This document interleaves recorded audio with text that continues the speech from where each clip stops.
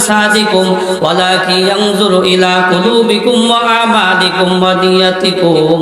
হযরতে আবু হুরায়রা রাদিয়াল্লাহু তাআলা আনহু থেকে বর্ণিত, সরকারে দো আলম বলেন, আল্লাহ পাক রব্বুল আলামিন বান্দার বাহ্যিক আকৃতি, বান্দার বাহ্যিক সুরাতের দিকে তাকান না।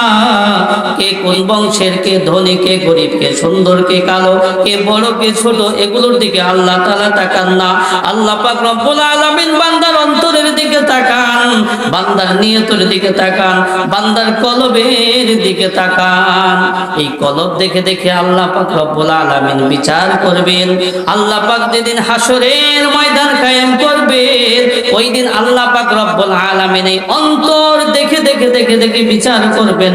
বাহ্যিক সূরা দেখে বিচার করবে না, অন্তরের মধ্যে কি রেখেছিল এটাই কাজে লাগবে। অন্তরটা যদি খালেস রাখি, এটা যদি পরিষ্কার রাখি, তাহলে এইটাই কাজে আসবে। আল্লাহ পাক রব্বুল আলামিন বলেন, ইয়াউমা লা ইয়ানফাউ মালুন ওয়ালা বানুন ইল্লা মান আতাল্লাহা বিকলবিন সালিম। আল্লাহ পাক রব্বুল আলামিন বলেন, যেদিন হাসরের ময়দান কায়েম হয়ে যাবে, আজকে তোমাদের সন্তান সন্ততি, ধন দৌলত, এগুলো কোনো কাজে আসবে না। ইল্লা মান আতাল্লাহা বিকলবিন সালিম, তবে কেউ যদি সুন্দর একটা অন্তর নিয়ে আমার কাছে আসে, তাহলে এইটা কাজে আসবে।